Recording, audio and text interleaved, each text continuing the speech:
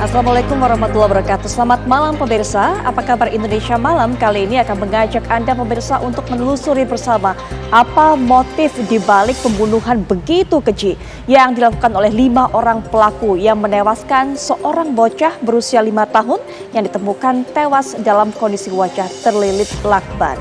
3 motif disampaikan oleh pihak kepolisian dan juga nanti kita akan dengarkan bersama keterangan yang disampaikan oleh ayah korban secara langsung. Bersama saya Putri Viola. Dan saya Agita Mahlika. Pemirsa, selain itu juga kita akan mengupdate informasi terbaru di mana sudah ada 2 jenazah yang berhasil teridentifikasi dari 7 jenazah yang ditemukan di Kali Bekasi. Dan sejumlah informasi lainnya pemirsa di Apa Kabar Indonesia Malam untuk Anda.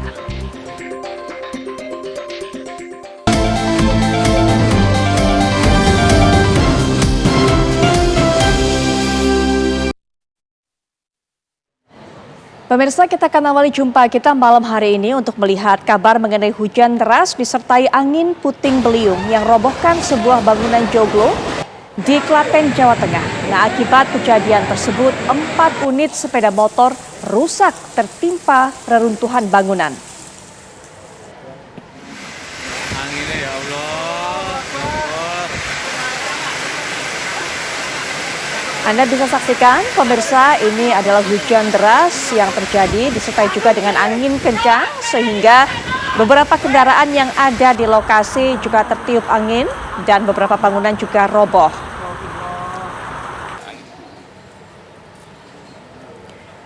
Dari video amatir ini juga terlihat angin kencang merusak sebuah warung portable serta ruang kelas sekolah menengah atas Negeri 19 Pedurenan, Mustika Jaya, Kota Bekasi.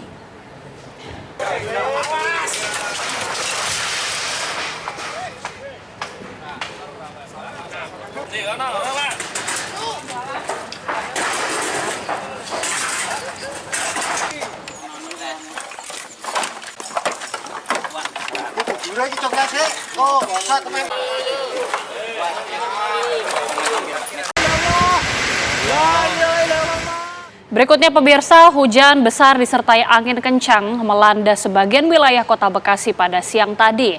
Peristiwa ini menyebabkan sebuah bangunan, sekolah, dan warung rusak. Dari video amatir terlihat angin kencang merusak sebuah warung portable serta ruang kelas sekolah menengah atas Negeri 19 Pedurenan, Mustika Jaya, Kota Bekasi. Menurut keterangan pihak sekolah, peristiwa ini bukan kali pertama.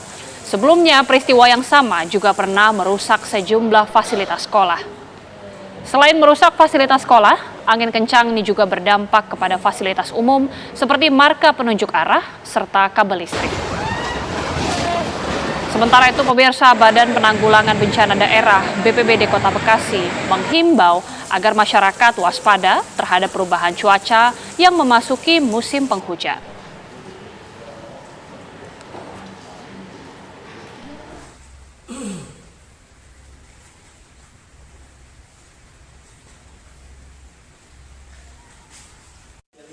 Ya pemirsa, 4 orang tewas tertabrak kereta Fajar Utama jurusan Jakarta Cirebon di Desa Pangulah Selatan, Kecamatan Kota Baru, Karawang, Jawa Barat.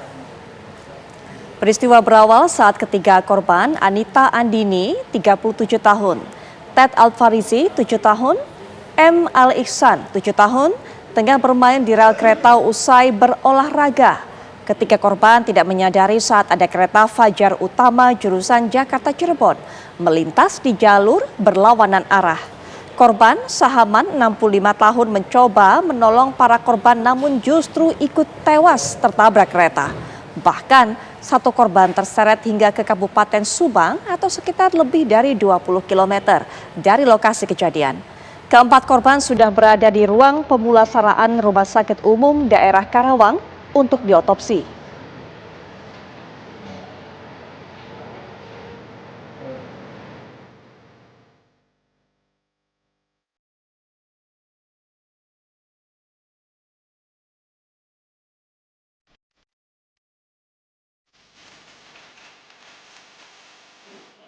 Informasi lainnya pemirsa, Propam Polda Metro Jaya memeriksa 9 anggota tim patroli Polres Metro Bekasi Kota terkait kasus kematian 7 remaja yang ditemukan di Kali Bekasi pada hari Minggu kemarin. Ya, pemeriksaan ini bertujuan untuk mengetahui apakah ada pelanggaran kode etik dalam kasus ini.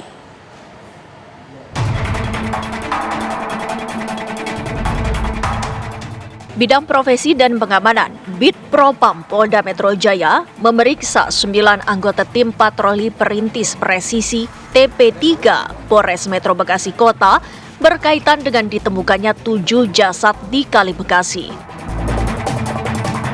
Pemeriksaan ini sebagai tindak lanjut untuk mendalami kronologi kejadian pembubaran aksi tawuran remaja tersebut guna mengetahui apakah ada pelanggaran kode etik yang dilakukan oleh ke-9 anggota patroli perintis presisi Polres Metro Bekasi Kota dalam kasus ini. Peristiwa ini berawal pada saat tim patroli perintis presisi menemukan adanya live Instagram berisi adanya sekelompok remaja yang hendak melakukan tawuran.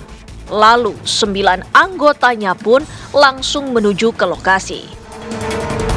Melihat kedatangan petugas, puluhan orang di lokasi mencoba melarikan diri.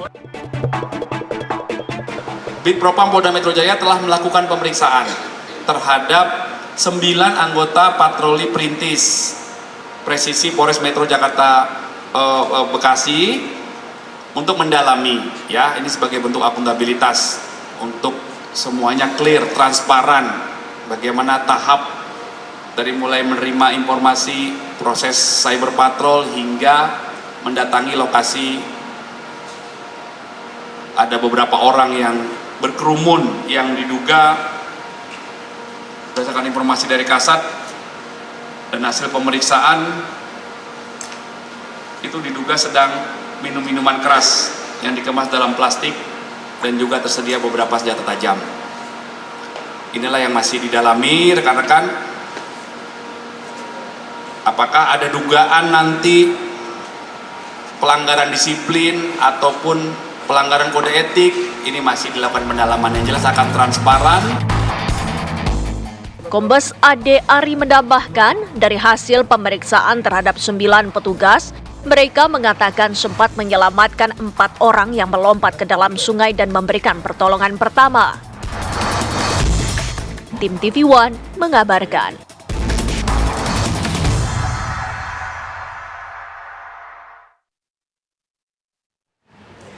Keluarga korban penemuan 7 mayat di Kali Bekasi datangi Rumah Sakit Polri Kramat Jati pada hari ini. Keluarga korban ingin mengecek apakah benar mayat yang ditemukan adalah benar keluarga mereka. Salah satu keluarga korban yang melapor mengatakan salah satu anggota keluarganya yang hilang usai izin camping bersama temannya Sabtu lalu. Keluarga pun langsung melapor ke Polres Bekasi dan menyebutkan ciri-ciri dari anggota keluarga yang telah hilang. Dan disarankan untuk langsung melapor ke DVI Rumah Sakit Polri Jakarta Timur. Dan saat ini keluarga masih menunggu identifikasi lebih lanjut dari Rumah Sakit Polri untuk mengetahui apakah benar jenazah yang hanyut merupakan keluarganya atau bukan.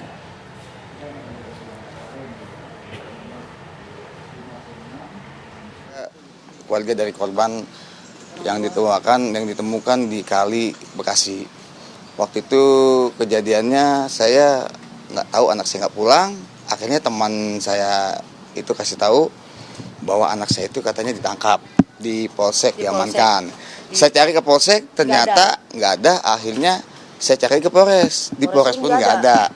Dan saya dicoba untuk diarahkan ke sini untuk menyamakan identitas gitu kan, dan forensik apa segala macam-macam lah gitu.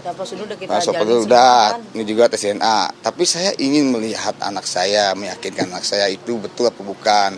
Dan kenapa anak saya kok bisa kecebur gitu kan? Ada yang bilang juga katanya ditangkap, simpang siur gitu. Pemirsa, Rumah Sakit Polri Kramat Jati menyatakan telah mengidentifikasi 2 jenazah remaja yang ditemukan tewas di Kali Bekasi. Ya, 2 jenazah yang berhasil diidentifikasi adalah Muhammad Rizky 19 tahun dan Ahmad Dafi usia 16 tahun. Rumah Sakit Polri masih mengidentifikasi 5 jenazah lainnya. Tim telah berhasil mengidentifikasi jenazah, yaitu jenazah nomor PN 0 garis 9 Rumah 2024 cocok data AM nomor 001 teridentifikasi sebagai Muhammad Rizki, laki-laki 19 tahun, alamat Bojong Menteng RT 01 RW 1 Kelurahan Bojong Menteng Rawa, Lumbu, Kabupaten Bekasi, berdasarkan data gigi, jari medis atau ciri-ciri medis dan properti barang kepemilikannya. Nomor 2, jenazah. Adakah informasi terbaru mengenai proses identifikasi yang masih terus berlanjut hingga saat ini? Rekan kami Fahada Indi akan mengabarkan kabar terbaru tentunya dari Rumah Sakit Polri. Silakan Fahada. Ya, selamat malam Putri dan juga pemirsa. Ini setelah 2 hari akhirnya tim DVI Polri berhasil mengidentifikasi 2 dari 7 jenazah yang ditemukan tewas mengambang di Kali Bekasi Jati Asih, Bekasi, Jawa Barat. 2 jenazah yang berhasil diidentifikasi itu, yang pertama adalah atas nama Muhammad Rizki yang merupakan remaja laki-laki berusia 19 tahun yang merupakan warga Bojong Menteng, Bekasi, Jawa Barat. Sementara untuk jenazah kedua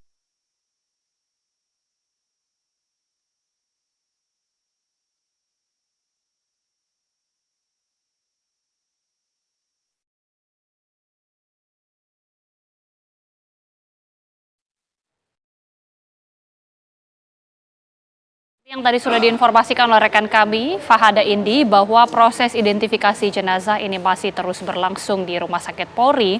Dan tadi konferensi pers juga dari pihak Rumah Sakit Polri sudah menginformasikan bahwa ada sebanyak 2 jenazah yang sudah berhasil teridentifikasi pemirsa. Dan 2 jenazah tersebut juga sudah dilakukan proses penyerahan kepada pihak keluarga. Sementara itu hingga saat ini masih ada 5 jenazah yang masih terus dilakukan identifikasi. Kita akan kembali bergabung bersama dengan rekan Fahada Indi. Indi, bagaimana kemudian dengan 5 jenazah lainnya yang masih terus diidentifikasi hingga saat ini? Ya, betul sekali ya Gita dan juga pemirsa, ini pihak dari tim DVI Polri ini masih terus melakukan proses identifikasi terhadap 5 jenazah lainnya yang belum bisa diidentifikasi, karena seperti yang tadi saya sudah sampaikan bahwa ada 2 dari 7 jenazah yang berhasil teridentifikasi. 2 jenazah yang berhasil diidentifikasi tersebut, yang pertama adalah atas nama Muhammad Rizki, yakni laki-laki berusia 19 tahun yang merupakan warga Bojong Menteng, Bekasi, Jawa Barat. Sementara yang kedua adalah jenazah atas nama Ahmad Davi yang merupakan remaja berusia 16 tahun, yakni asal Bantar Gebang Utara, Bekasi, Jawa Barat. Nah, kedua jenazah tersebut berhasil diidentifikasi oleh tim DVI Polri. Ini berdasarkan data gigi, kemudian juga data sidik jari, data ciri medis, dan juga data pencocokan properti atau barang-barang yang dimiliki oleh jenazah tersebut, dan juga data-data yang sebelumnya ini juga sudah dibawa atau dilaporkan oleh pihak keluarga yang melaporkan kehilangan anggota keluarganya kepada posko dari tim DVI antemortem yang berada di Rumah Sakit Polri Kramat Jati, Jakarta Timur. Nah, mengenai proses identifikasi 5 jenazah lainnya yang sampai saat ini tentunya masih terus dilakukan oleh pihak kepolisian, memang tadi diakui oleh pihak kepolisian masih ada sejumlah kendala. Di antaranya adalah memang data antemortem dan juga postmortem ini yang memang belum bisa berhasil dicocokkan dari 5 jenazah yang belum teridentifikasi tersebut. Namun dengan demikian tentunya pihak kepolisian dan juga tim DVI Polri ini masih terus akan mengumpulkan data-data tersebut dan juga meminta data-data terkait kepada pihak keluarga yang sebelumnya ini sudah melaporkan kehilangan anggota keluarganya kepada pihak kepolisian. Hal itu tentunya dalam melapor ke pos antemortem ini terutama pihak keluarga diminta membawa identitas yang dilaporkan seperti identitas sidik jari dari keluarga yang hilang supaya tim Inafis ini bisa membandingkan dengan data yang ada pada jenazah. Kemudian juga keluarga ini diminta untuk membawa KK, kemudian kartu keluarga, alat-alat pribadi seperti mungkin sikat gigi, baju yang belum dicuci, kemudian juga topi dan sebagainya sebagai data primer untuk nanti bisa diambil sampel DNA. Sementara itu 2 jenazah yang sudah berhasil teridentifikasi tersebut beberapa waktu yang lalu juga sudah diserahkan kepada pihak keluarga untuk bisa dibawa ke rumah duka dan juga dimakamkan. Sementara itu yang bisa kami laporkan dari Rumah Sakit Polri, kembali ke studio. Baik, Pak, ada ini mengabarkan dari Rumah Sakit Polri. Kita akan terus tunggu bagaimana informasi terbaru dari sana. Nah pemirsa, berikutnya kita akan lihat kabar mengenai Komisi 3 DPR RI yang mendatangi lokasi penemuan 7 jasad remaja di aliran Kali Bekasi, Perumahan Pondok Gede, Permai, Kota Bekasi, Jawa Barat. Kedatangan anggota DPR ini untuk melihat lokasi tempat kejadian perkara di mana ditemukannya 7 jasad remaja yang mengapung pada hari Minggu pagi lalu. Nah, anggota Dewan yang membidangi hukum, HAM, dan keamanan ini juga menggali informasi untuk mengetahui secara pasti kronologi kejadian. Rombongan yang terdiri dari anggota Komisi 3 diantaranya adalah Abu Bakar Al-Habsyi, Arteria Dahlan, Iwayan Sudirte, Muhammad Rahul, dan Habibur Rahman ini disambut oleh Kapolres Metro Bekasi Kota, Kombes Pol Dhani Hamdani.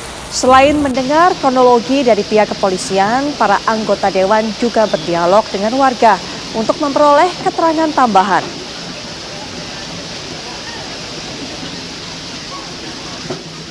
Ya, hari ini kita tadi sudah di lokasi tempat ditemukannya jenazah, dan ini kita ada di lokasi yang disebut di tempat kejadian. Ditemukannya sekelompok pemuda ya yang diduga akan tawuran oleh patroli dari Polres Jakarta Metro Kota Bekasi. Lari ke belakang situ, ternyata itu memang kali, langsung kali yang ada palungnya. Palungnya itu 6 meter. Ya. Jadi air muter tuh. Nah, itu kelihatan sekali tuh airnya muter tuh karena hujan, kita lihat tuh ada kayak pusarannya itu. Kayak pusara. Nah, mungkin itulah yang menjadi penyebab. Kita nggak mau berasumsi dulu, kita hormati proses investigasi yang dilakukan oleh Polres Metro Kota Bekasi. Kita dukung teman-teman kerja maksimal ya supaya kasus ini bisa terungkap.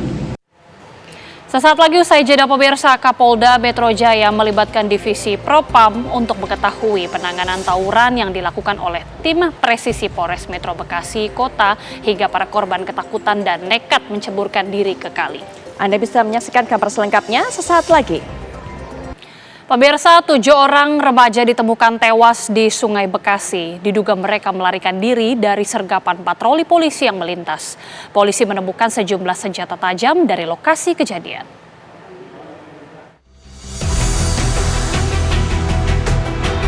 Petugas gabungan dari TNI, Polri, dan SAR beramai-ramai mengevakuasi jenazah 7 remaja yang ditemukan tewas di sebuah aliran Sungai Bekasi, Perumahan Pondok Gede Permai, Kota Bekasi. Kematian 7 korban tersebut masih didalami polisi. Di lokasi kejadian, polisi telah mengamankan belasan senjata tajam berupa celurit. Diduga senjata tersebut dipakai sebagai alat untuk tawuran antar remaja. Warga setempat mengaku diminta sejumlah polisi untuk membantu remaja yang tenggelam di aliran Kali Bekasi. Dirinya kemudian mendapati 1 remaja yang nyaris tenggelam dan 1 remaja lagi sedang bersembunyi. Dari keterangan remaja yang diselamatkan, menurutnya masih ada 7 temannya yang tenggelam. Itu waktu ngangkat, kelihatan jaketnya yang pertama kan, hey ada orang nggak gitu kan, saya kan bilang, udah bilang gitu. Pas diangkat, bang tolongin bang, aku bang, diangkat langsung. Yang 1 pertama itu yang baju putih itu, waktu diterangin itu ngumpet pak, ngumpet, takutan di dalam itu apa bumi itu ya. Selang sehari, polisi mengamankan sejumlah remaja yang diduga ada kaitannya dengan kejadian tersebut. Namun polisi masih mendalami keterlibatan masing-masing. Apakah penemuan 7 jenazah ini adalah korban tawuran atau bukan? Polisi juga membuka posko orang hilang untuk memudahkan pencarian dan pencocokan jenazah dengan keluarga. apabila dari warga masyarakat atau keluarga yang merasa ada anggota keluarganya yang belum kembali ke rumah bisa melaporkan ke posko orang hilang atau antemortem yang kami buka. Kemudian kami juga melakukan identifikasi kepada 7 korban jenazah tersebut dan sudah ada 4 keluarga yang datang ke RS Polri untuk melakukan identifikasi. Kapolda Metro Jaya melibatkan Divisi Propam untuk mengetahui penanganan tawuran yang dilakukan oleh tim presisi Polres Metro Bekasi Kota hingga para korban ketakutan dan nekat menceburkan diri ke kali. Kejadian yang membuat geger jagat maya ini mengundang reaksi para anggota dewan. Rombongan Komisi 3 DPR yang dipimpin oleh Wakil Ketua Komisi 3 Habibur Rahman mendatangi lokasi kejadian untuk mengetahui langsung kejadian tewasnya 7 remaja tersebut.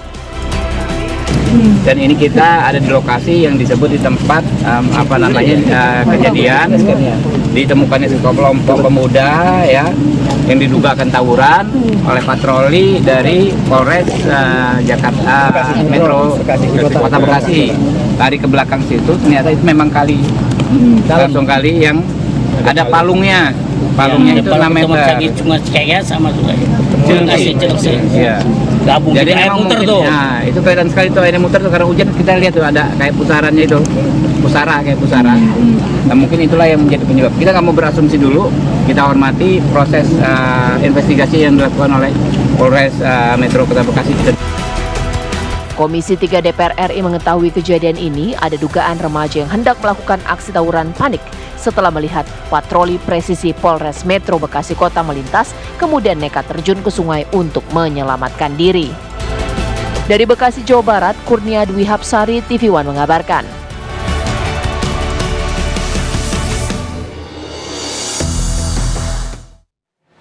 Pasca temuan 7 remaja tewas di Kali Bekasi di media sosial, beredar video sejumlah remaja diamankan pihak kepolisian di perumahan Pondok Gede, Permai, Bekasi, Jawa Barat. Polisi mengungkapkan telah memeriksa 22 saksi setelah melakukan pengamanan.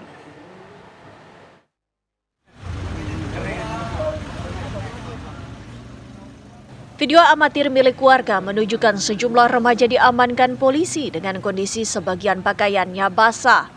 Remaja yang diamankan ini diperkirakan remaja yang selamat dalam peristiwa 7 remaja yang tewas di aliran Kali Bekasi. Polisi mengungkapkan sebagian kelompok pemuda kabur ke arah sungai saat ada patroli.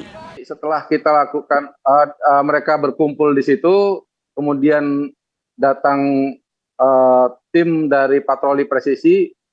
Kelompok pemuda itu kemudian melarikan diri dan ada yang melarikan diri ke area pemukiman warga dan ada yang meloncat ke sungai, Mas. Demikian. Polisi masih mendalami ada tidaknya keterkaitan keterangan saksi dengan temuan 7 mayat dan lokasi kelompok remaja yang diduga terlibat tawuran. Sampai saat ini kami masih melakukan proses pendalaman untuk identifikasi tersebut, Mas. Kami masih melakukan proses penyelidikan. Adakah kesesuaian antara keterangan saksi-saksi dengan kondisi jenazah yang memang pada saat itu kita temukan berdekatan dengan lokasi pertemuan berkumpulnya kelompok pemuda tersebut, Mas. Kelompok pemuda yang berkumpul pada saat itu memang kami ada dari pihak patroli presisi sendiri mengamankan 22 orang pada saat itu dan kami sudah memeriksa dari ke-22 orang tersebut. Di samping itu juga kami ada melakukan pemeriksaan terhadap saksi warga sekitar yang melihat kejadian juga pada saat itu. Menurut polisi, dari 22 orang yang diamankan, polisi menetapkan 3 tersangka karena membawa senjata tajam. Dari Bekasi, Jawa Barat, Kurnia Dwi Hapsari, TV One mengabarkan. Usai jeda pemirsa, apa kabar Indonesia Malam masih akan menghadirkan informasi terkait kepolisian yang mengungkap 3 motif di balik pembunuhan anak yang ditemukan dengan wajah dilakban di Lebak, yakni masalah utang piutang, sakit hati hingga hubungan asmara sejenis antar pelaku. Lalu betulkah sebelum insiden keluarga korban mendapat teror dan ancaman? Saksikan ulasannya bersama dengan sejumlah narasumber dan juga rekan Putri Viola sesaat lagi.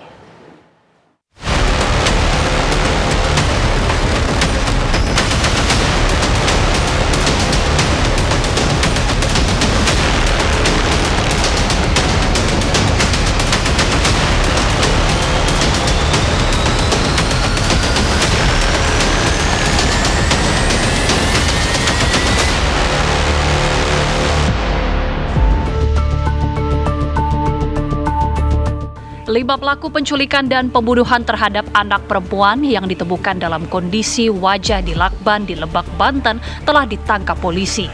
Dari pemeriksaan 3 tersangka, polisi mengungkap aksi penculikan dan pembunuhan sudah direncanakan sejak 1 bulan sebelum kejadian.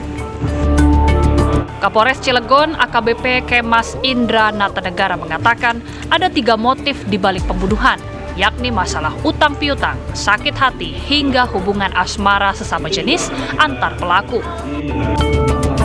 Sakit hati pertama datang dari tersangka SH dan RH yang kerap ditagih utang pinjaman online senilai 75 juta rupiah.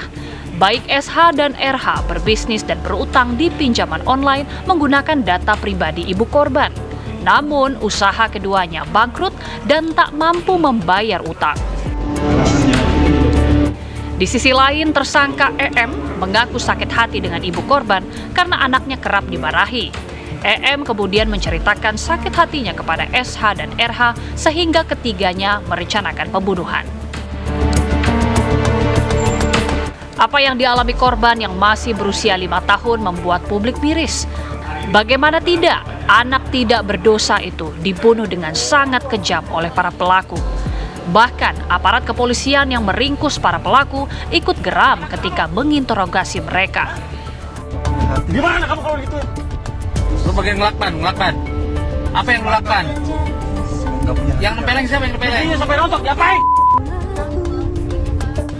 Lantas, benarkah motif utang piutang, sakit hati, hingga hubungan asmara sejenis mendorong para pelaku melakukan pembunuhan? Lalu betulkah sebelum insiden terjadi, keluarga korban mendapat teror dan ancaman sebelum kejadian? Tim TV One mengabarkan. Anda sudah dengarkan pemirsa, gara-gara hutang piutang, kemudian juga hubungan sejenis dan juga sakit hati. Ini membuat 3 orang wanita, Sainah, Emi, dan Rahmi menjadi gelap mata dan tega melakukan ataupun juga sesuatu yang begitu brutal, membunuh seorang bocah berusia 5 tahun bernama Agila. Bahkan kita bisa lihat nanti bagaimana kemudian atau apa yang dilakukan oleh para eksekutor ini untuk menghilangkan nyawa dari bocah berusia 5 tahun ini. Dipukul dengan shock breaker, kemudian juga dililit lakban dan juga berbagai tindakan keji lainnya. Apa yang menjadi motifnya dan benarkah kemudian ini sudah direncanakan sepanjang 1 bulan sebelum kejadian. Tapi kemudian ada perubahan target yang awalnya targetnya adalah ibu korban, kemudian menjadi korban ataupun juga adalah almarhumah Agila. Nah, kita akan berbincang panjang mengenai hal ini. Sudah hadir di samping saya pemerhati anak yaitu Mbak Retno Listiarti. Assalamualaikum warahmatullahi wabarakatuh. Waalaikumsalam, selamat malam. Apa kabar Mbak? Alhamdulillah baik. Ya, kemudian juga sudah bersama kita kriminolog Pak Thomas Sunario. Selamat malam Pak Thomas. Malam Mbak Putri. Berita ini membuat kita terheran-heran, membuat kita sedih, begitu pedih juga. Nanti kita akan berbincang bersama Mbak Retno dan juga Pak Thomas. Kita dengarkan terlebih dahulu Mbak Retno, Pak Thomas dan juga pemirsa keterangan yang disampaikan juga oleh narasumber berikutnya sudah bergabung dengan kita secara daring yaitu Kasat Reskrim Polres Cilegon AKP Hardi Medikson Samula. Selamat malam Pak Hardi. Selamat malam Mbak Putri. Baik, kita juga akan dengarkan cerita langsung dari orang tua korban. Sudah bersama kita secara daring yaitu Bapak Andre Primario Herlan dan juga Ibu Amelia Francisca. Selamat malam, Assalamualaikum warahmatullahi wabarakatuh. Pak Andre, Bu Amelia.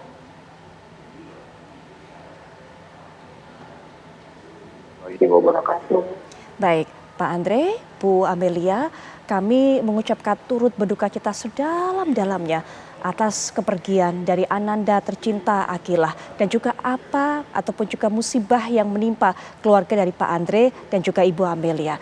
Mohon berkenan juga Ibu Amelia, bukan kami ingin membangkitkan kenangan buruk tersebut, tapi bisa berbagi cerita dengan kami menjadi pelajaran juga tentunya bagi masyarakat yang saat ini bisa menyaksikan.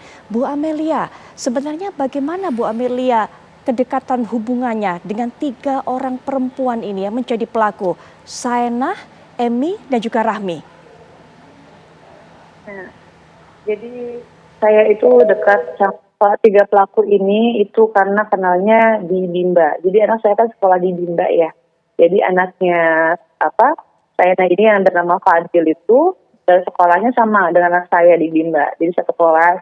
Dari situ saya udah mulai dekat sama dia karena kan memang karena satu sekolah ya. Nah, setelah itu saya dekat itu tidak ada apa-apa ya, masih baik-baik saja, berjalan baik-baik saja. Saya dekat juga di bulan, kurang lebih itu pas bulan puasa tahun ini. Bulan puasa tadi saya baru dekat dengan mereka, Bu Sainah dan si Rahmi. Tapi kalau si Emi ini saya belum kenal. Ya, jadi saya kenalnya ini dengan Sainah dan Rahmi di sekolah Biba anak saya. Nah, terus berjalannya waktu, saya dekat dengan keluarga mereka, anak saya pun juga akrab dengan anaknya, si Fadil itu. Tidak ada kecurigaan sama sekali ya, tidak ada kecurigaan sama sekali. Nah, waktu itu saya pernah diundang ke acara santunan anak yatim di rumahnya Sainah Rahmi ini. Dan kebetulan memang ada si Emi di situ, ada Emi juga. Tapi saya belum kenal dengan Emi, Hanya saya sudah pernah melihat dia di situ. Dari situ saya tetap berhubungan baik sama mereka sampai saat mereka tiba-tiba pindah kontrakan dari dia, kan sebelumnya di Jombang ya, pindah kontrakan di Jombang, terus dia minta tolong saya buat cari kontrakan untuk sementara taruh barang-barang yang ada di rumah dia di Jombang itu. Akhirnya saya bilang sama dia, oh ada di tempat saya, ada kontrakan yang kosong, saya bilang. Nah di situ, oh yaudah kata dia nggak apa-apa, untuk naruh barang aja sementara sambil cari rumah untuk mereka tinggal. Nah sambil mereka mencari rumah untuk tempat tinggal itu, sekitar ada sebulan mereka nginep di tempat kontrakan yang di taruh-taruh barang itu kan, dekat kontrakan saya. Nah sudah itu kita tidak ada masalah apa-apa, masih berjalan baik-baik saja. Terus dia nggak ada yang kayak seperti minta tolong pinjam uang belum ada di situ. Nah setelah itu dia sudah dapat kontrakan yang baru di Gria Melodi dekat Pasar Kelapa itu di Jalan Amatir itu. Barulah sebagian barangnya itu dipindahkan ke rumah kontrakannya dia yang baru. Dari situ dimulailah adanya pinjam meminjam. Awalnya pinjam uang untuk minta bantuan untuk kan dia lagi kesulitan uang untuk biaya bayar kontrakan itu. Saya coba bantu sebisa saya kan. Nah setelah itu memang kooperatif, dia kembalikan kembali uang yang sudah dipinjam sebelumnya. Nah lalu makin kesini lama-lama dia terus pinjam kadang-kadang untuk ini untuk itu dia bilang. Ya maksudnya kan saya kan karena udah kenal dekat sama dia ya, dia juga baik sama saya juga nggak ada curiga, nggak ada bicara apa-apa lah gitu kan, karena anak saya dekat sama anak dia. Ya udah saya bantu sebisa saya. Baik, gitu mohon kan. maaf saya potong Bu. Mohon maaf saya Ya. potong Bu Amelia. Untuk peminjaman yang berikutnya, apakah alasannya masih sama untuk kontrakan atau untuk kebutuhan sehari-hari atau mungkin untuk usaha, untuk apa Bu katanya? Enggak. Jadi untuk peminjaman berikutnya ini bukan untuk kontrakan lagi, tapi untuk usaha. Untuk usaha dan untuk kesehariannya dia. Usahanya dia itu kan usus basrek gitu kan. Nah, dia bilang pinjam untuk usus basrek. Terus pernah juga minjam untuk biaya servis motor kayak gitu. Terus setelah itu dia bilang dia nanti dibayar, katanya dibayar. Nanti setelah itu memang dibayar. Nah setelah dibayar itu langsung di hari yang sama dia bayar, dia pinjam lagi. Alasannya itu motor harus diservis kembali karena memang ada kerusakan lagi. Jadi dia pinjam uang itu 1 juta. Itu masih dalam uang pribadi saya ya, belum pinjol ya. Iya. Nah setelah itu sudah pinjam 1 juta, dijanjikanlah saya dibayar nanti dibalikinnya hari Rabu. Itu pinjam hari Sabtu. Nah terus itu saya tunggu. Rabu tidak dikembalikan, malah dia pinjam lagi. Alasannya itu untuk kalau nggak salah dia itu untuk sehari-hari sama untuk tetap usaha bahasa gitu. Nah nanti dia bilang akan dikembalikan. Coba saat pinjam saya bilang saya udah nggak ada uang. Coba saya pakai pinjol. Tapi saya nggak mau pakai data saya. Kenapa nggak coba pakai data Bunda aja? Kan saya panggilnya Bunda ya, Bunda Rahmi itu Bunda. Kenapa nggak pakai data Bunda? Kalau nggak mama ke itu kan maksudnya saya itu ya. Oke. Nggak bisa, ditolak terus. Alasannya ditolak kata gitu. Padahal kita nggak pernah loh ngajuin kemana-mana, tapi selalu ditolak sama pihak pinjol, pihak bank katanya gitu kan.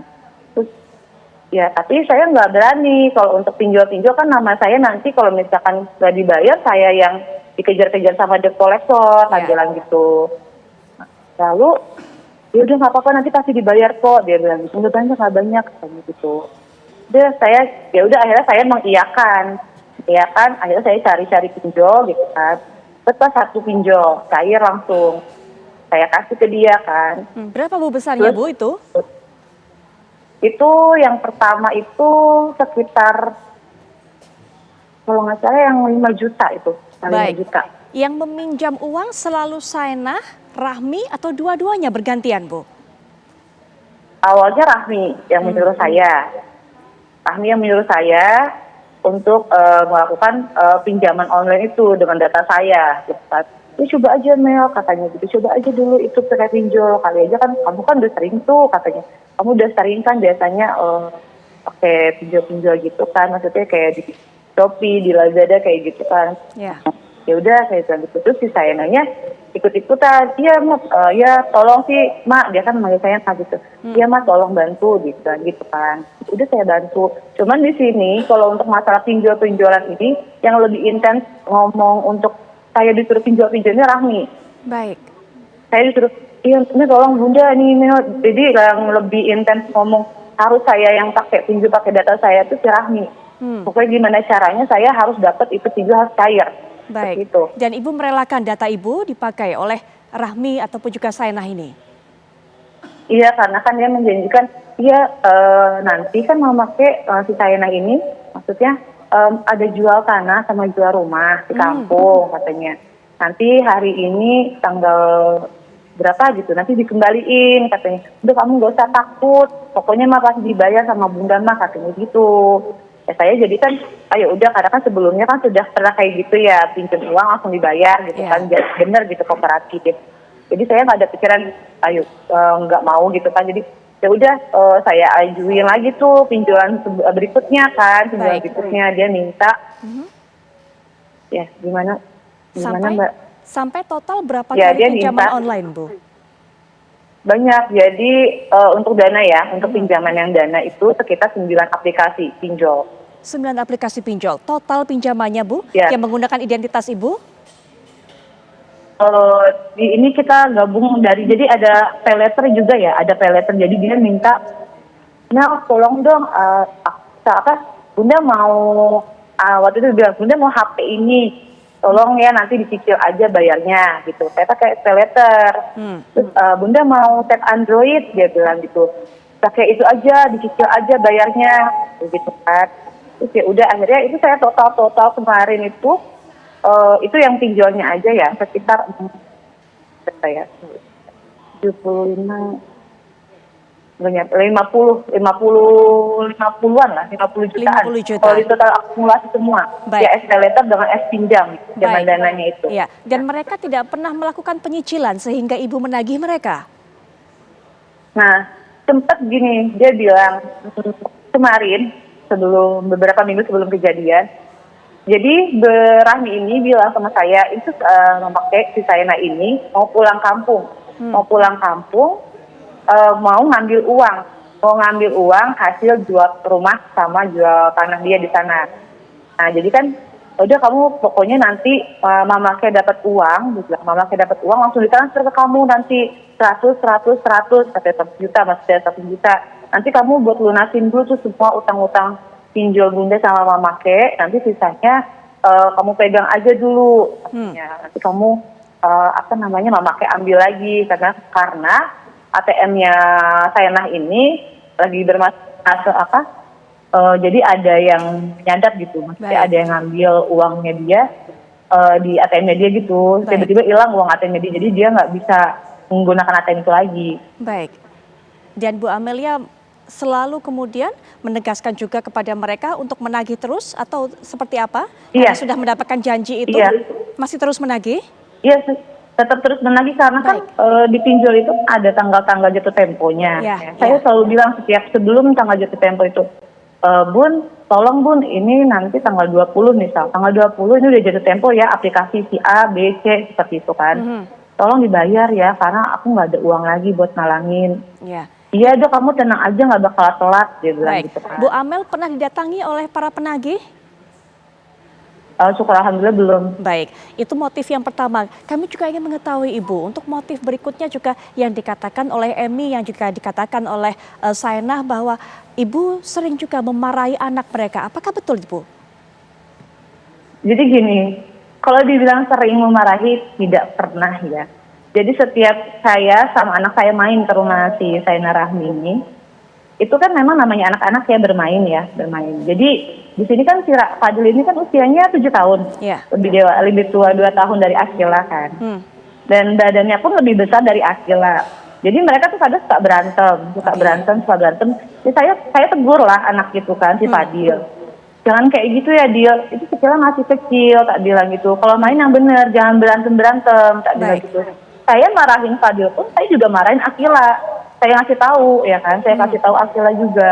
Jadi saya bukan harus nggak marahin Fadil doang, saya juga marahin ke anak saya gitu. Jadi biar jangan berantem, main tuh bareng-bareng, jangan nakal. Kalau nakal mending nggak usah main, tak bilang gitu kan. Termasuk juga kayak dengan gitu aja, anak nggak pernah yang saya bentak-bentak atau gimana. Baik, tidak pernah memarahi Fadil yang merupakan anak dari pelaku Saenah. Pernah juga Ibu mungkin memperingatkan atau mungkin menegur anak dari pelaku Emi? Enggak, kalau Siti anak kayak Emi itu saya nggak pernah kayak negur yang marah-marah, enggak. Karena kalau Siti sama Akila mainnya itu kalau saya lihat nggak pernah yang sering berantem, malah yang sering berantem itu Akila sama Fadil. Ya, kita dapatkan keterangan Ibu juga untuk motif kedua. Motif selanjutnya Ibu, ketiga, di Tengarai ini ada sakit hati, cemburu yang dirasakan oleh Rahmi karena pasangannya Saenah, atau mungkin sebaliknya, Saenah yang merasakan cemburu karena pasangannya Rahmi ini nilai begitu dekat dengan Ibu. Betul seperti itu, Bu? Kalau untuk seperti itu saya kan nggak tahu ya awalnya ya, karena yang saya lihat mereka berdua ini, ya yang saya tahu mereka kakak sepupuan, ngomong sama saya, mereka tuh sepupuan, sama-sama sudah nggak punya suami, sama-sama tinggal suaminya seperti itu. Jadi saya nggak ada pikiran mereka ini punya hubungan sesama jenis, itu nggak ada. Saya baru tahu ini. Baik, jadi Ibu selama ini tidak mengetahui dan di depan Ibu ataupun juga orang lain mereka ini mengaku sebagai saudara sepupu, begitu ya Bu? Iya, baik. Iya, dia mereka mengakuinya sebagai saudara. Baik, Ibu nanti kita lanjutkan. Kita minta konfirmasi terlebih dahulu juga dari Pak Hardi mengenai motif ini. 3 motif ini yang disampaikan oleh pihak kepolisian Pak Hardi menjadi penyebab 3 orang ini gelap mata. Baik itu Saenah, Emi, kemudian juga dengan Rahmi atau yang punya nama alias Ridho. Pak Hardi silakan. Baik, terima kasih Mbak Putri. Jadi untuk ketiga motif ini, itu kami dapatkan pada saat kami melakukan pemeriksaan daripada ketiga tersangka ini. Yang pertama seperti yang telah disampaikan tadi, adanya masalah utang piutang. Yang kedua terkait masalah mereka merasa sakit hati karena menurut mereka ibu korban ini sering memarahi mereka. Dan yang terakhir itu menurut keterangan dari si SA atau tersangka SA itu, dia merasa cemburu karena dia merasa bahwa saudara RH ini dekat dengan ibu korban. Demikian, Mbak. Kedekatan seperti apa yang dirasakan oleh Saenah ini sehingga kemudian sampai cemburu melihat kedekatan antara ibu dengan Rahmi ini atau ibu Amel, ibu korban dengan Rahmi ini sehingga membuat ia gelap mata dan merencanakan pembunuhan, Pak? Kalau dia merasa bahwa ketika si RH ini dekat dengan ibu korban, dia merasa dia terabaikan, si SA ini. Baik. Sehingga itu yang membuat dia gelap mata. Ya, 3 alasan ini menjadi alasan dari 3 pelaku yang disampaikan pada pihak kepolisian. Yang awalnya kemudian merencanakan pembunuhan ini, apakah memang hanya pasangan Saenah dan Rahmi saja atau sejak awal, Pak, Emi ini sudah dilibatkan sejak dari tahapan perencanaan?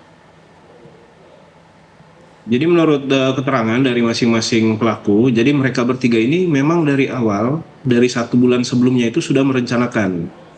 Memang dari keterangan mereka, target awalnya itu adalah target mereka adalah ibu korban atau saudara AM.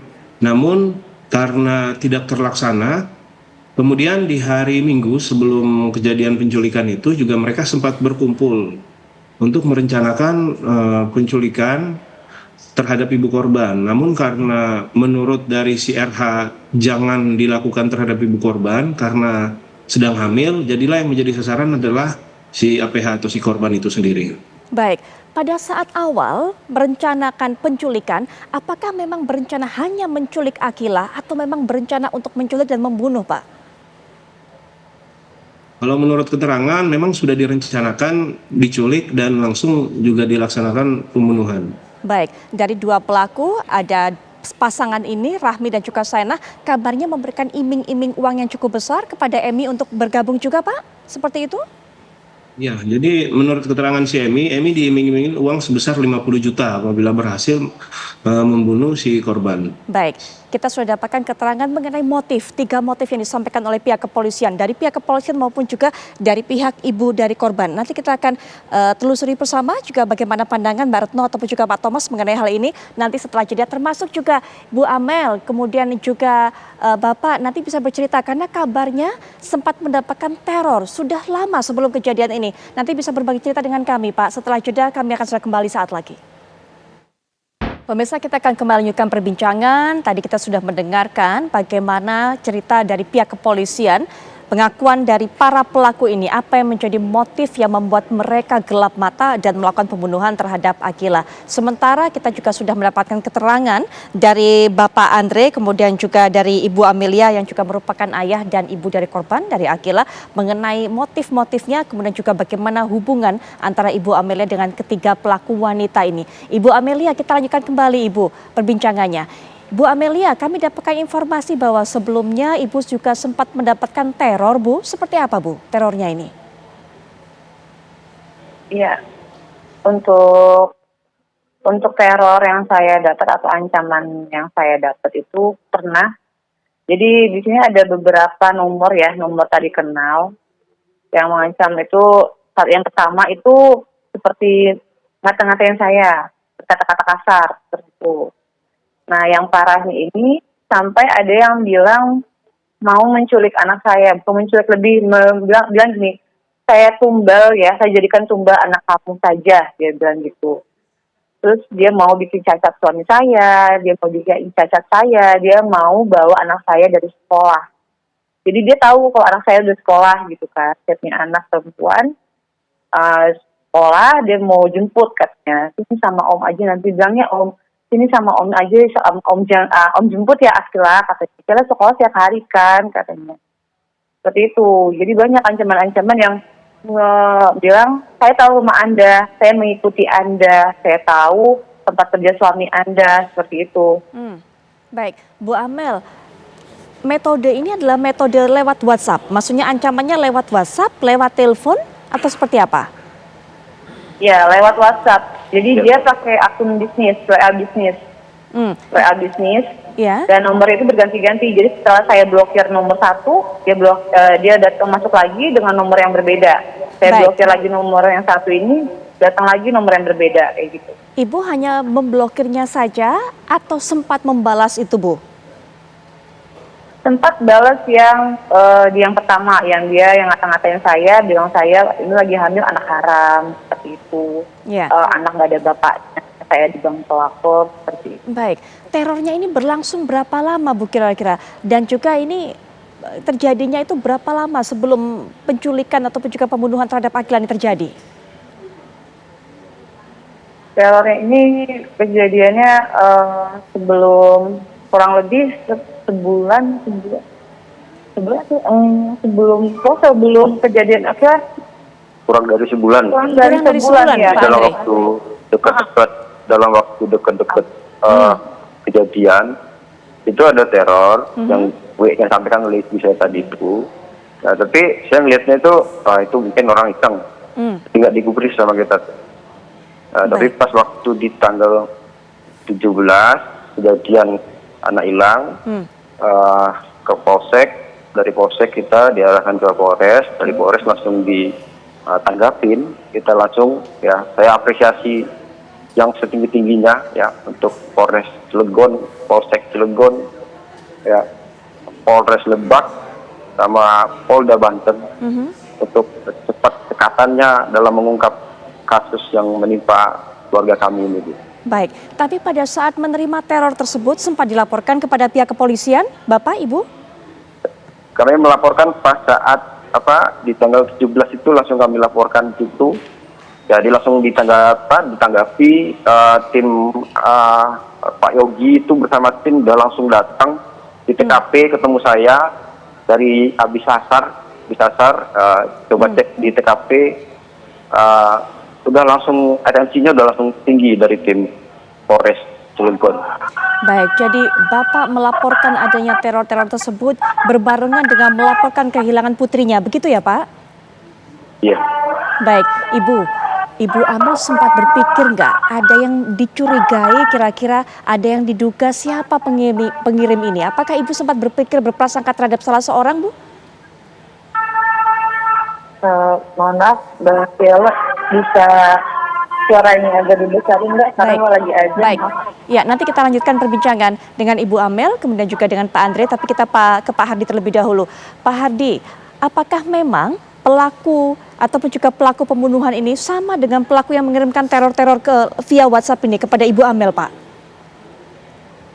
Jadi kami konfirmasi Mbak Putri, jadi memang pelaku yang mengirimkan teror maupun yang melakukan pembunuhan terhadap korban itu adalah orang yang sama. Itu sudah diakui langsung oleh para pelaku. Siapa Pak yang melakukan di antara 3 pelaku wanita ini? Saenah kah, Rahmi kah, atau Emi? Yang melakukan adalah saudara SA. Tujuannya untuk apa Pak? Ya, tujuannya apa Pak? Mengirimkan WhatsApp seperti itu? Jadi karena menurut keterangan dari saudara SA ini sendiri, karena dia merasa cemburu karena saudara RH ini dekat dengan ibu korban, sehingga dia mengirimkan teror-teror tersebut. Baik, jadi sudah dipastikan ya Pak bahwa 2 pelaku ini memiliki hubungan sejenis ya Pak, atau hubungan terlarang ya Pak? Karena kalau menurut tadi cerita dari Ibu Amel, bahwa yang diakui oleh pasangan ini kepada publik adalah mereka sebagai saudara sepupu, tapi kepada pihak kepolisian mereka mengaku ya Pak? Iya, mereka sudah mengaku memang mereka berdua ini ada hubungan sesama jenis. Pada saat mereka mengirimkan teror-teror tersebut, Pak Hardi, apakah itu sejalan juga dengan proses perencanaan pembunuhan mereka? Atau pada saat mengirimkan teror sebenarnya mereka hanya sekedar mengancam saja, tidak terpikir untuk menculik ataupun juga membunuh, mengeksekusi begitu Pak? Jadi untuk seperti yang sudah kita jelaskan sebelumnya, bahwa memang rencana ini sudah berjalan kurang lebih sekitar sebulan yang lalu. Dan itu jalan berbarengan dengan aksi-aksi teror yang sudah mereka lakukan kepada ibu korban. Baik, jadi berbarengan dengan upaya teror kepada ibu korban. Ya, tapi menurut keterangan dari mereka para pelaku, apakah mereka ini sempat menunjukkan sikap-sikap yang berbeda? Apakah mereka berubah sikap ataukah sempat juga melakukan ancaman secara langsung, bukan hanya lewat WhatsApp kepada ibu korban, Pak Hardi? Jadi untuk sikap-sikap yang mereka tunjukkan itu seperti biasa, seperti tidak ada terjadi apa-apa, Mbak. Jadi walaupun pengancaman secara langsung itu tidak ada, jadi sikap mereka itu hanya seperti biasa, seperti tidak terjadi apa-apa. Baik, Pak, siapa yang punya inisiatif cara untuk membunuh atau menghilangkan nyawa dari Akila ini? Karena yang kita tahu kan keterangannya adalah memukul dengan shock breaker. Apakah alat-alat itu sebenarnya alat-alat yang didapatkan secara spontan atau memang sudah dipikirkan betul-betul, dipikirkan dengan matang? Jadi untuk alat-alat seperti shock breaker, kemudian lakban itu memang sudah berada, kebetulan ada memang di gudang tersebut. Namun untuk bantal yang dipakai untuk membekap korban itu dibawa langsung oleh saudara SA dari kontrakannya. Baik, artinya awalnya memang rencana mereka ini untuk menghabisi nyawa dari Akila dengan membekapnya dengan bantal. Itu ya Pak rencana awalnya? Iya, benar sekali Mbak. Baik, nanti kita juga akan dengarkan pandangan dari Pak Thomas Marutno setelah jeda, termasuk juga lanjutan cerita dari Ibu Amel sesaat lagi. Juga perbincangan pemirsa, kita sudah mendengarkan baik dari versi pihak kepolisian maupun juga dari versi ibu korban, Pak Thomas, apa yang dialami juga oleh pelaku pada saat itu, apa yang dialami juga oleh ibu korban, bagaimana hubungan mereka. Rasanya kalau kita bisa bilang faktor dominan, faktor hutang piutang ini menjadi mungkin faktor utama yang dibumbui oleh hal-hal lain seperti cemburu, kemudian juga sakit hati karena anaknya dinilai ditegur dengan keras begitu, Pak Thomas.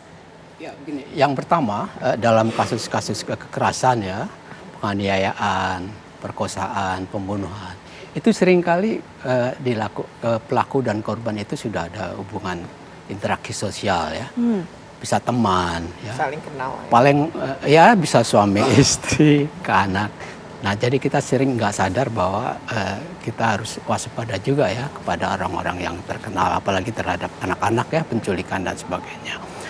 Nah, dalam kasus ini ada beberapa faktor yang disebut faktor disposisi. Ya. Itu artinya faktor yang saling berpengaruh. Ya. Yang pertama itu faktor biologis, yang kedua faktor psikologis dan faktor sosiostruktural ya, struktur masyarakat. Tentunya juga faktor usia ya, usia yang bersangkutan.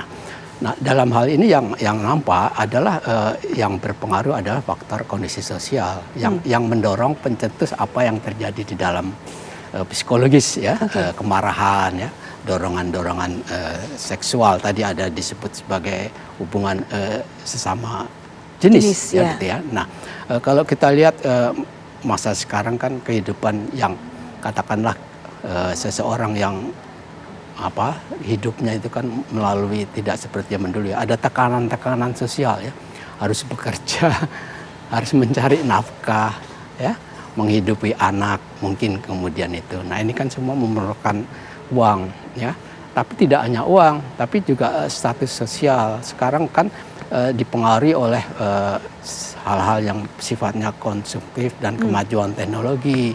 Di kampung pun orang kalau nggak pakai handphone sekarang nggak ini, jadi kebutuhan orang itu semakin bertambah ya, sehingga tadi kasus yang disebutkan pelaku ini terlibat hutang ya, kita nggak tahu dia bekerjanya apa ya, tadi hanya pengakuan ya. Nah, terus yang kedua lagi juga ada fenomena sosial yang kita perlu berhati-hati adalah pinjol. Ya. Pinjol itu gampang sih meminjamkan uang meskipun secara seringkali menimbulkan masalah ya. Tapi untuk orang yang lagi butuh uang itu seperti dewa penyelamat, karena gampang. Betul, nah ini ya, seringkali orang nggak berpikir ya. Jadi barangkali karena kasus hutang piutang itu kan ada omongan-omongan ya yang mungkin secara tidak sengaja si ibu dari korban tadi keluar ya, karena kejadiannya sudah lama dan dia minta utang terus tidak boleh. Nah, inilah yang menyebabkan sakit hati ya. Nah, yang kedua dugaan cemburu ya kepada ibu. Nah, memang orang yang ada hubungan sesama jenis itu rasa kecemburuannya lebih tinggi daripada orang yang secara normal ya, laki dan perempuan ya. Bahkan, itu kecemburuannya, tapi kemudian kekejiannya jangan-jangan juga lebih tinggi juga Pak, karena ketika kemudian melampiaskan dendamnya, amarahnya lebih sadis juga. Adakah faktor-faktor seperti itu Pak? Saya kira ada, dan sadis itu faktor kekerasan di dalam seksual yang awalnya dimulai oleh seorang yang bernama Marquis de Sade. Ya, itu anak bangsawan. Dia punya kebiasaan ya, dia terlampiaskan seksualnya kalau menyiksa perempuan dulu sampai dia di penjara. Tapi tetap aja karena bapaknya bangsawan, dia menyuruh bersipir penjara itu mencarikan perempuan. Lalu begitu terus, dan dia menulis buku kelainan seksual itu, kalau tidak salah ada 100 macam ya, termasuk orang kalau melihat kebakaran ada yang terangsang, ya, dia terangsang dengan mayat, itu ada pajak. Nah, ini barangkali yang kemudian memicu ya ketahanan pribadi atau mental itu ya. Jadi dia setiap orang kan tidak sama, dan mungkin ini secara lebih dalam juga perlu ada saksi ahli ya, dari psikiater ya, untuk melihat sejauh mana kaitannya dengan faktor tadi. Ya, baik. Mbak Retno, ini punya masalah orang tua yang hubungannya yang saling cemburu dan sebagainya adalah orang tua. Yang sakit hati orang tua yang jadi korban anak, Mbak Retno. Iya, betul. Kita prihatin banget ya. Ini mengenaskan. Anak ini kan nggak tahu apa-apa dan nggak salah. Dan ketika tadi penculikan, anak itu kan jauh lebih mudah karena kan kenal baik nih ibu temennya gitu ya, terus juga temennya mamahnya gitu. Jadi pasti nggak ada kesulitan ketika membujuk untuk ikut ya kepada para pelaku ini. Nah, lalu dengan kepolosan seorang anak pasti dia kan tidak tahu dia akan jadi korban. lalu dilakukan dengan sangat keji ya. Nah ini kan kalau di dalam peraturan perundangan nanti gitu ya, mereka dapat pasal berlapis harusnya, penculikan dan pembunuhan. Lalu yang kedua nih anak, berarti harus digunakan undang-undang perlindungan anak. Nah lebih berat tuh hukumannya kan begitu. Dan ini tadi ya hutang piutang, pinjol, masalah orang dewasa yang tidak bahagia atau punya masalah kesehatan mental ini ya, karena tekanan-tekanan hidup sih tadi diceritakan Bapak, banyak problem gitu, lalu bingung ya mencari cara. Jadi tadi hutang, oh ini gimana caranya kita terus nih pinjol atas nama si ibu korban, ini gimana caranya lunas, seperti menghabisinya aja selesai gitu. Betul. Saya juga ada mencurigai jangan-jangan memang mereka tidak berniat untuk membayar begitu kan kepada ibu korban begitu. Betul, tapi dengan kemudian mengalihkan kepada si anak, melampiaskan dengan itu kan sesuatu yang ini tadi saya setuju bahwa ini kesehatan mental semua ini harus juga diperiksa, meskipun walau mereka kemudian kita anggap tidak dibenarkan semua tindakan ini dan juga tidak dijadikan alasan untuk meringankan gitu ya. Tidak, ini justru menurut saya harusnya ini diperberat. Nah yang kedua adalah ini yang hidup ini gitu ya, yang menjadi pelaku ini mereka punya anak-anak. Nah, lalu tidak punya suami ya. Tadi kalau dari cerita yang dua tadi ya. Nah, ini gimana kita juga walaupun dia anak dari pelaku, anak ini juga harus dipikirkan gimana nih. Misalnya pengasuhan pengganti. Ya, apakah masih punya kakek, nenek atau paman, bibi untuk dititipkan. Ya, kalaupun tidak ada nanti semua dan tidak memiliki kemampuan nih untuk melakukan pengasuhan pada anak ini, ya negara harus turun kan. Harus membantu. Dan yang kedua adalah nih anak ini selain ini dia tidak akan bertemu ibunya dalam jangka panjang nih kalau menjalani hukuman ya. Nah ini bagaimana kemudian tadi kalau pengasuhan pengganti tidak ada, bagaimana negara harus hadir, karena bagaimanapun anak nggak bersalah juga. Jadi walaupun orang tuanya adalah pelaku, dia nggak bersalah. Itu juga penting sih dipikirkan dalam hal ini. Jadi lembaga-lembaga terkait soal perlindungan anak ini harus mikirin juga anak ini bagaimana nih kelangsungannya, karena usia masih 7 tahun kan masih panjang betul hidupnya gitu ya. Dan dia bisa jadi nanti diolok-olok temannya sebagai ibu pembunuh apa kan, karena ini viral sekali kasus ini. Sanksi sosial itu yang akan diderita anak, menghancurkan mentalnya. Betul, dan akan ditanggung oleh anak yang juga nggak berdosa nih, walaupun kelakuan orang tuanya ini kita semua mengutuk gitu ya, tapi ini anak kan nggak berdosa. Itu kalau saya sebagai pemerhati anak, saya sudut pandangnya tetap itu gitu. Ini jangan kemudian biarin aja tuh anakmu. Nah ini yang kita hindari. Nah ini bagaimana anak ini juga penting kita pikirkan nih, anak pelaku ini. Nah yang berikutnya lagi menurut saya polisi harus tadi ya menguatkan dalam arti gini. Ini kan ada kasus anak ya. Jadi bagaimana orang dewasa punya masalah, lalu anak ini kan rentan banget jadi korban dan ini menjadi korban. Ini jangan sampai kemudian juga tidak ada efek jerak nih ya, artinya orang meniru nih kan biasanya gitu ya Pak, yang viral-viral suka ditiru. Nah ini bagaimana nih harus kuat betul bahwa ini nih anak menjadi korban berarti harusnya lebih berat. Baik, nanti kita lanjutkan kembali, termasuk kita masih mendengarkan kelanjutan cerita dari Ibu Amel dan juga nanti Pak Hadi akan bercerita lebih lanjut. Setelah jeda, Apa Kabar Indonesia Malam akan segera kembali. Pak Andre dan Ibu Amelia selaku orang tua dari korban juga masih bersama kita. Kita lanjutkan perbincangannya. Ibu Amelia, sebelum hari kejadian, apakah memang Ibu sempat berinteraksi, sempat bertemu, atau bahkan juga ngobrol dan sebagainya, Bu, dengan para pelaku ini, Bu, terutama 3 pelaku wanita ini, Bu? Sebelum kejadian memang sempat ada interaksi dengan Rahmi. Kalau dengan Sayana ini, saya interaksinya hanya lewat by phone. Yang saya tahu kan karena si Sayana ini lagi berada di Purwokerto. Jadi saya hanya berinteraksi langsung itu dengan Rahmi dan Emi. Jadi sempat mereka itu ke rumah saya juga, dan Emi juga sempat membantu saya juga di rumah. Waktu itu kan posisinya kan suami saya lagi tidak ada berada di rumah ya. Jadi si Rahmi ini menyuruh si Emi dan Lina itu untuk membantu saya di rumah. Ya serta sambil menjaga saya lah gitu. Kalau misalkan saya butuh apa-apa, ada perlu apa-apa, bisa minta tolong sama mereka, seperti itu. Tapi kalau untuk saya hanya via SMS atau via WhatsApp sama via telepon saja. Tidak bertemu langsung di sebelum kejadian. Artinya Bu, tidak ada perubahan sikap dari mereka ini, terutama yang Ibu bertemu langsung, yaitu Rahmi dan juga Emi. Mereka tidak menjauh, mereka tidak menunjukkan gelagat-gelagat yang mencurigakan, Bu, sama sekali? Tidak ada sama sekali. Sama seperti biasa kita sebelumnya aja, nggak ada yang mencurigakan sama sekali, nggak ada. Baik. Dan apakah memang Ananda Akila ini dekat, Bu, dengan para pelaku ini? Sangat dekat, sangat dekat. Jadi yang saya bilang tadi di awal, semenjak anak saya itu memang dekat dengan Fadil, itu anaknya. Karena kan kita sering tuh ke rumahnya mereka kan, ke rumah mereka sering ke rumah saya. Anak saya pun udah menganggap si Sayana dan Rahmi itu seperti kayak ibunya, kayak gitu lah. Saking sayangnya dia dengan mereka itu, udah nggak ada yang kayak dia canggung, dia takut atau enggak. Malah dekat banget sama mereka berdua ini. Berarti tidak susah bagi para pelaku ini untuk bisa mengajak Akila pada saat kejadian untuk pergi dari rumah. Pada saat kejadian itu, Bu, apakah memang Akila hanya sendirian di rumah? Iya, posisinya itu memang sendiri. Jadi sebelum dia diculik itu, saya tinggalkan sendiri karena saya mau jemput bapaknya. Jemput bapaknya di tempat kerjaan tidak jauh dari rumah. Kurang lebih saya itu kan keluar sampai balik lagi itu hanya selang 5 menit aja ya kan. Saya hanya selang 5 menit, saya tinggalin Akila. Memang posisinya di rumah itu saya tidak kunci, hanya saya tutup pintu kamar dan tutup pintu luar. Jadi Akila itu ada di dalam. Sebelum saya pergi, saya sempat tanyakan sama kakak saya, "Kakak mau ikut?" Saya bilang, "Kakak mau ikut mama nggak ini papa?"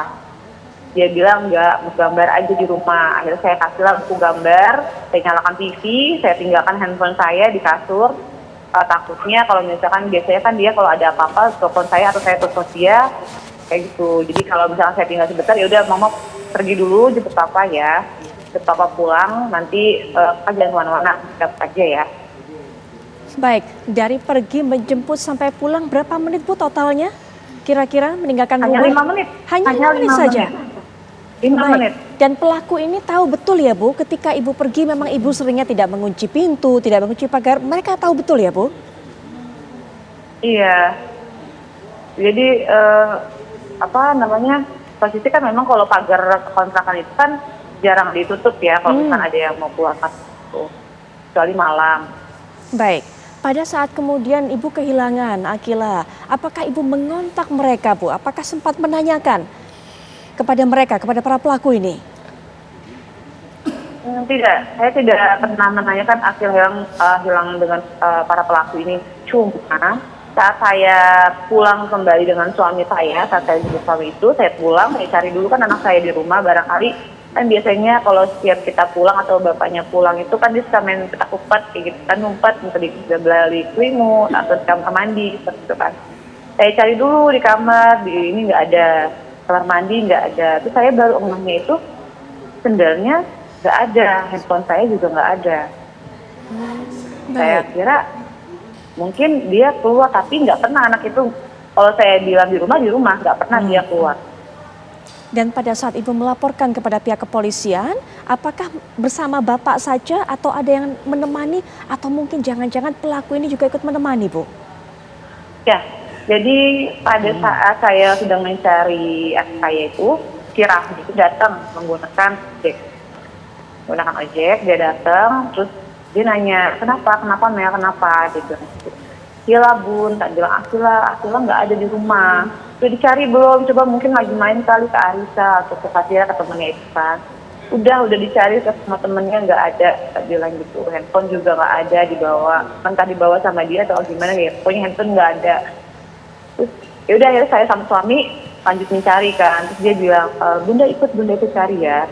Tapi Bunda jalan.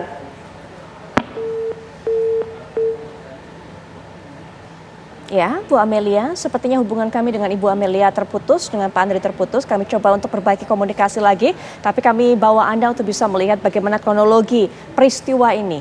Walaupun tadi kita sudah juga mendapatkan keterangan, baik itu dari pihak kepolisian dan juga dari pihak keluarga almarhumah. Langsung saja kita akan simak bersama.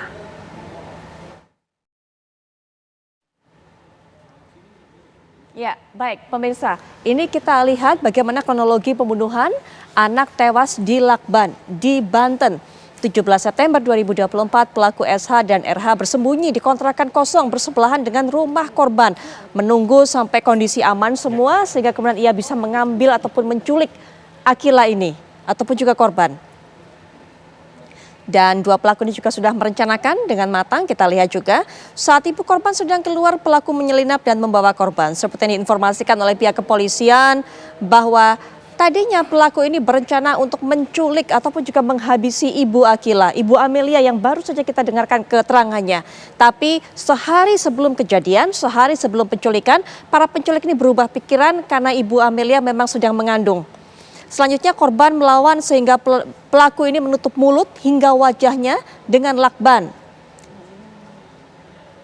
Kemudian pelaku juga memukul dan menutup wajah korban dengan bantal hingga tewas. Ini tadi yang sempat kita bahas bahwa memukul menggunakan shock breaker, kemudian juga sudah membawa bantal pelaku ini. Sehingga memang pada awalnya niatnya, rencananya akan menghabisi dengan menutup korban dengan bantal.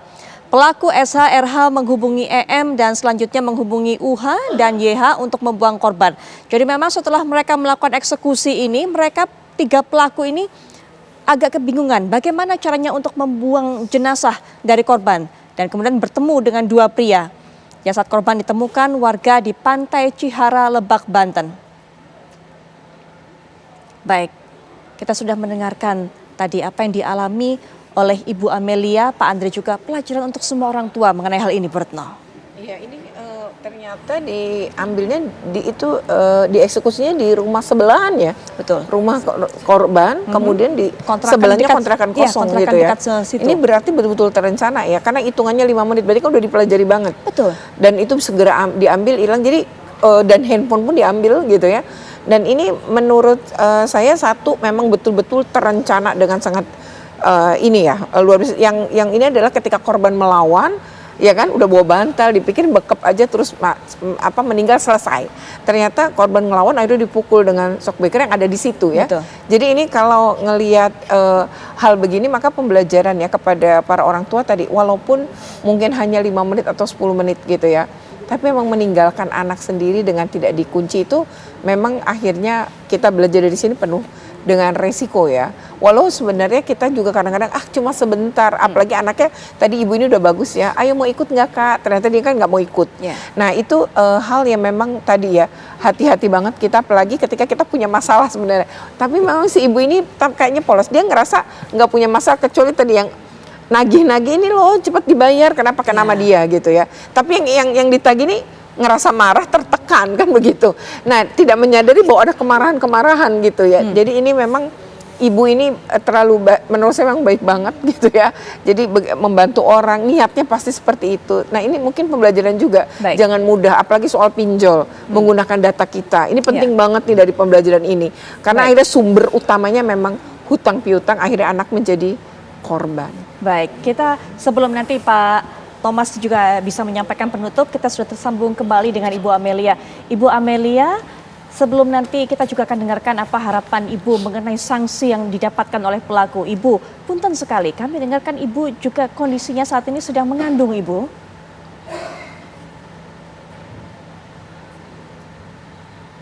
Ibu Amelia, mohon maaf masih belum bisa mendengar suara Ibu. Apakah terputus lagi? Pak Andreas bisa, Pak Andre bisa mendengar suara saya? Pak Andre, sepertinya masih ada kendala komunikasi antara kami dengan Pak Andre dan juga Ibu Amel. Kami masih coba untuk kembali menghubungi Pak Amel dan Ibu Andre memperbaiki komunikasi kami di waktu yang tersisa. Tapi juga penutup dari Pak Thomas, silakan Pak Thomas. Ya, sekarang ini kita hidup di zaman yang kompleks ya, dengan kemajuan teknologi ya. Jadi kita di kota besar ya, juga di desa itu dengan ada handphone itu hidup itu seperti robot ya. Harus ke sana kemari cari kerjaan ini, sementara kita juga dihadapkan dengan kehidupan yang status sosial tadi ini. Jadi menurut saya yang pertama tentu lapangan kerja ya ini tugas pemerintah ya kita berharap presiden yang baru lebih menekan lah ya kesenjangan itu. Yang kedua contoh dari orang-orang yang kita anggap panutan ya, bisa pejabat, politikus, pemuka agama itu hidup sederhana lah gitu ya, jangan sehingga masyarakat juga tidak terpicu dalam ini. Nah ini saya kira kita juga orang tua ya menyandarkan ini. juga media massa jangan menggambarkan kehidupan yang sinetron yang begini ya, terutama ini, dan ada hal-hal yang begini, kasus-kasus begini. Jangan cuma sampai di sini, tapi sampai dia tertangkap juga, sehingga memberikan pelajaran kepada masyarakat. Bagaimanapun orang itu melakukan kejahatan pasti akan tertangkap, ada Pak Thomas. hukumannya. Baik, Pak Thomas, terima kasih. Mbak Retno juga terima kasih memberikan pandangannya, pelajaran untuk kita semua, tentunya terutama para orang tua yang juga menyaksikan acara ini. Pak Andre, Ibu Amel, terima kasih sudah meluangkan waktunya berbagi cerita kepada kami. Sekali lagi, bukan maksud kami untuk kembali mengingatkan Bapak Ibu kepada kenangan yang begitu buruk kemarin, yang kami harapkan juga Ibu mendapatkan kekuatan, kesabaran, ketabahan, doa kami yang terbaik untuk Ananda Akila. Sekali lagi terima kasih Bapak dan Ibu. Dan pemirsa, sesaat lagi Anda juga akan bersama dengan Agita Malika untuk bisa menyaksikan rangkaian kabar-kabar menarik lainnya. Silakan Agita. Iya, betul sekali Pupi dan juga pemirsa. Sesaat lagi informasi di mana hari ini semua pasangan calon kepala daerah dan wakilnya yang akan berlaga di pemilu kada mengikuti deklarasi damai yang digelar di kota masing-masing. Selengkapnya saya jeda, tetaplah bersama kami. Pemirsa, Komisi Pemilihan Umum Daerah Jakarta menggelar acara deklarasi damai Pilkada Jakarta di kawasan Taman Fathahillah, Kota Tua, Jakarta. Acara ini dihadiri oleh ketiga paslon yang akan berkontestasi di Pilkada Jakarta mendatang.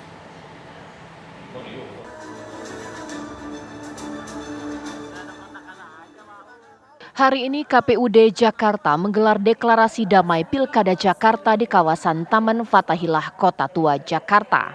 Acara ini dihadiri langsung ketiga pasangan calon gubernur dan wakil gubernur Jakarta.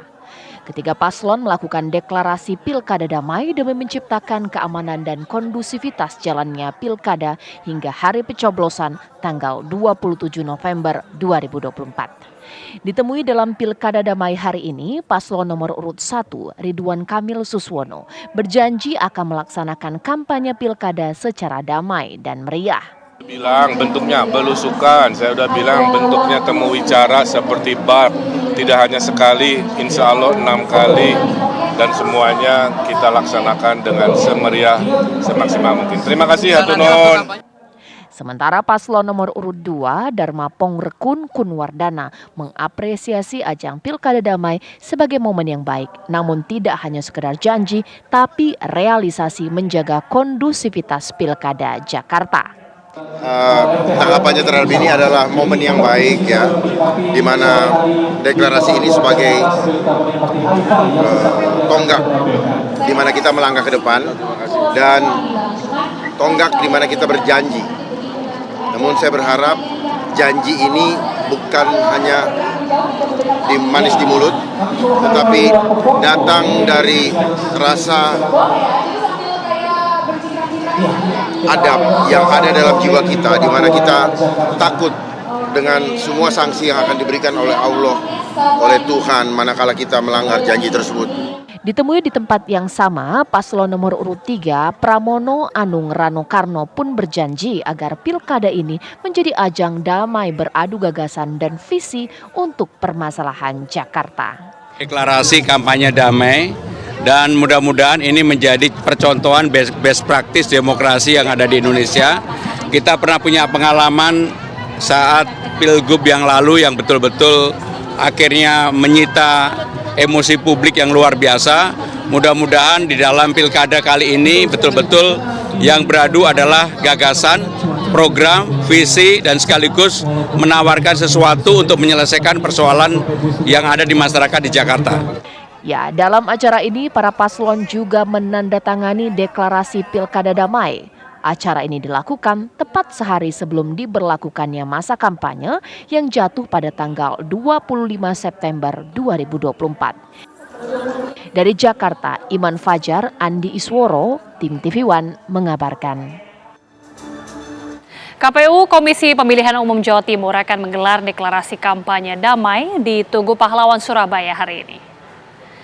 Deklarasi kampanye damai dihadiri oleh ketiga pasangan calon gubernur dan wakil gubernur Jawa Timur, yaitu paslon nomor urut 1 Luluk Lukmanul, paslon nomor urut 2 Hovifah Emil, dan paslon nomor urut 3 Risma Gus Hans. Dalam agenda ini, para paslon diperbolehkan membawa pendukung dari partai koalisi dan juga masing-masing berjumlah maksimal 100 orang. Kegiatan deklarasi ini menandai dimulainya masa kampanye Pilkada Jawa Timur, yakni pada 25 September hingga 23 November 2024.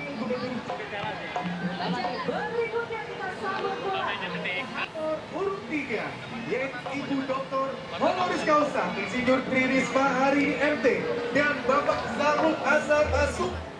Kita ke informasi lainnya, Yuda Arfandi, terdakwa kasus pembunuhan Raden Andante Halif Pramudyo, anak dari pasangan artis Tamara Samara dan juga Angger Dimas, dituntut pidana mati oleh Jaksa Penuntut Umum JPU dalam sidang lanjutan di Pengadilan Negeri Jakarta Timur. JPU sebelumnya mendakwa Yuda dengan pasal 340 KUHP terkait pembunuhan berencana subsidiar 338 KUHP dan pasal 80 Junto UU 35 tahun 2024 tentang perlindungan anak. Sidang kasus kematian Dante, bocah 6 tahun yang melibatkan terdakwa Yuda Arfandi, kembali digelar di Pengadilan Negeri Jakarta Timur pada Senin siang. Dalam sidang dengan agenda mendengarkan tuntutan dari Jaksa Penuntut Umum, dihadiri ibu dan nenek korban. Dalam surat tuntutannya, JPU menuntut terdakwa dengan pidana mati. Yuda Arfandi dinilai jaksa secara sah dan meyakinkan bersalah melakukan pembunuhan berencana sesuai pasal 340 KUHP terhadap Dante, anak pasangan artis Tamara Samara dan juga Angger Dimas.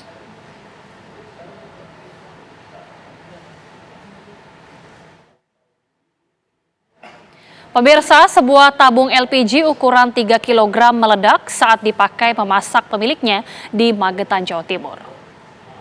Akibat insiden ini, sebuah rumah milik warga hangus terbakar.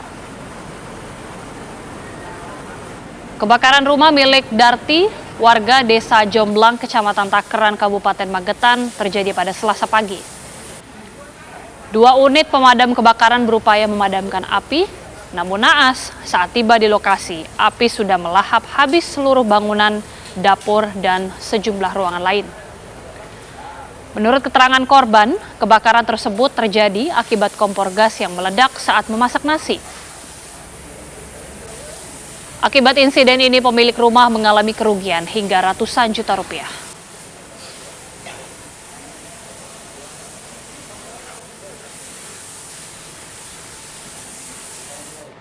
Berikutnya pemirsa, unit Tipikor Satreskrim Polresta Magelang berhasil melakukan operasi tangkap tangan terkait kasus pungutan liar berkedok program percepatan pendidikan profesi guru atau PPG di Kabupaten Magelang, Jawa Tengah. Selain mengamankan uang tunai sebanyak 1,1 miliar rupiah, petugas juga menetapkan ada 4 guru sekolah dasar yang menjadi tersangka. Dan saat ini telah menahan otak pungli tersebut yang merupakan oknum ASN. Inilah video amatir saat unit Tipikor Satreskrim Polresta Magelang melakukan operasi tangkap tangan atau OTT kasus pungutan liar program percepatan pendidikan profesi guru PPG yang terjadi di rumah milik Pri Haning Tias, warga Desa Sidomulyo, Kecamatan Salaman.